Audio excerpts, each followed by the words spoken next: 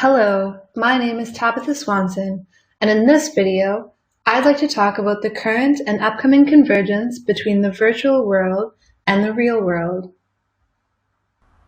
During this talk, I will not have many answers to questions, but rather present ideas to think about. We're at a stage of intense change. Our lives are merging with technology more than ever before, and the concepts of identity and choice will become ever more abstract as we progress into the future.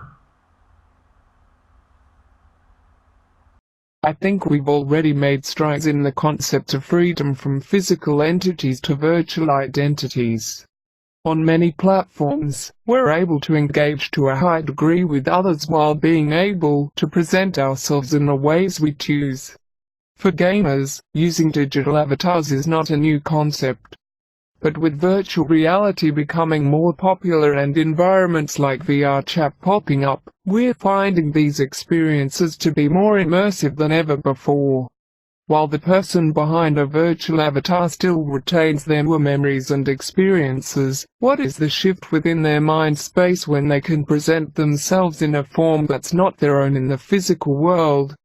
Not only with features of other humans, but in a post-human form. If you could choose to look any way you could possibly imagine, how would you look? The choice is almost overwhelming, but something beautiful about our virtual form is that you can change it instantly with the click of a button. I want you to take a moment and think about who you would be if you no longer had your physical features. While they have helped shape you, what is your essence without them? Society has given definitions to these features and we've been trained to understand them to mean certain things. Taking away these definitions of identity may help to challenge people to re-examine their currently held belief systems. There have always been systems of control. Social, political, and economic. One important question to think about is how will bodies of power try to exert power over our expression and presentation of ourselves in this virtual space? If we look at Instagram, we can already see a huge shift in art and self-representation. Instagram has its own autonomous censorship policies which dictate what is allowed and not allowed on the platform. The problem is that this space limits the spectrum of identification and exploration allowed with self-expression and with art. One example are nipples. With specifically femme and non-binary nipples being banned, it is targeting certain demographics and censoring them more. This is blatantly femmephobia. Some would say, just don't use the platform. The problem with this is that Instagram has almost become too big to fail. Many artists and creatives use this platform as their portfolio and to get work.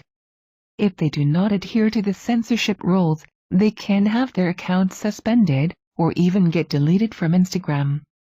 And if you're not on Instagram, some would ask if you even exist. As we continue to move further into living online through our digital selves, what else will be censored?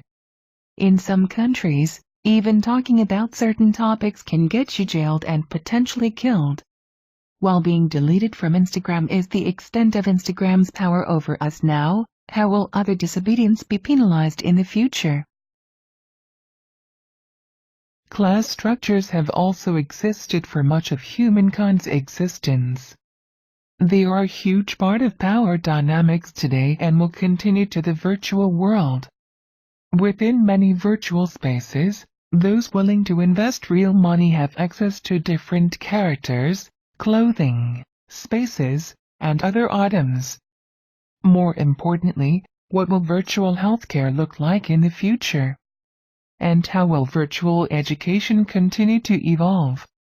What will digital citizenship look like and what will access to these citizenships require? Exploring different identities allows us to open doors to new experiences. It allows people to more easily explore gender identity in a different and somehow more immediate way. By allowing people to more easily present themselves as they wish in that moment to themselves and others around them, we're able to unlock new gateways to empathy and relate to each other in ways that were harder to access before. Some questions that I look forward to understanding with time are: how will these representations extend beyond the current human spectrum of characteristics, and what will the new invoked aesthetics be? What will tastemakers look like? We can only wait and see.